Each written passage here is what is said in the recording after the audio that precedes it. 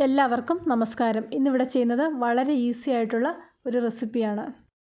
എല്ലാവരും ഇഷ്ടപ്പെടുന്ന കൊഴുക്കട്ടയാണ് ഇന്നിവിടെ ചെയ്യുന്നത്. കൊഴുക്കട്ടയുടെ റെസിപ്പി എല്ലാവർക്കും അറിയാം. ഇവിടെ ചെയ്യുന്നത് വളരെ ഈസിയും ടേസ്റ്റിയുമായിട്ടുള്ള ഒരു കൊഴുക്കട്ടയാണ്. ഇവിടെ ഒരു പാത്രത്തിലേക്ക് 1.5 കപ്പ് വറുത്ത അരിപ്പൊടി എടുക്കുന്നുണ്ട്. ഈ ഒരളവിൽ മീഡിയം വലിപ്പമുള്ള 9 കൊഴുക്കട്ട ഉണ്ടാക്കിയെടുക്കാൻ പറ്റും. ഇതിലേക്ക് കുറച്ച് ഉപ്പും കൂടെ ചേർത്ത് കൊടുക്കാം. അടുത്തതായിട്ട് വേണ്ടത് ഇതിലേക്ക് കുറച്ച് തിളച്ച വെള്ളമാണ്. തിളച്ച വെള്ളം കുറേശ്ശെയായിട്ട് ഇതിലേക്ക് ഒഴിച്ചു കൊടുക്കാം. ഇതിനി ഒരു സ്പൂണിൻ്റെ പുറകുഭാഗം വെച്ച് ഇതുപോലെ ഒന്ന് ഇളക്കി കൊടുക്കാം.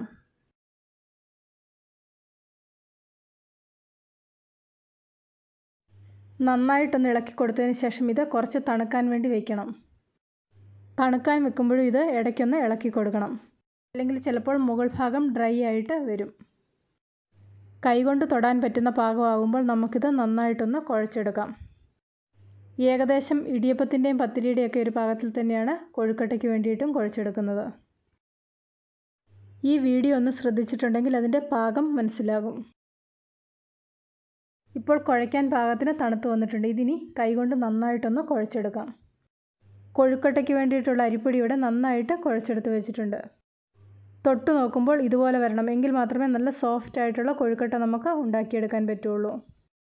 അടുത്തതായിട്ട് വേണ്ടത് ഇതിലേക്ക് വേണ്ട ഫില്ലിംഗ് ആണ്. ഇവിടെ ഒരു മുറി തേങ്ങ ചിരകി എടുത്തിട്ടുണ്ട്. അതിലേക്ക് നമുക്ക് എത്ര മധുരം വേണം അതിനനുസരിച്ച് പഞ്ചസാര ചേർത്ത് കൊടുക്കാം. ഏകദേശം 1/4 ടീസ്പൂൺ ജീരകവും ഇതിലേക്ക് ചേർത്ത് കൊടുക്കുന്നുണ്ട്. ജീരകം ഇഷ്ടമുണ്ടെങ്കിൽ മാത്രം ചേർത്ത് കൊടുത്താൽ മതി.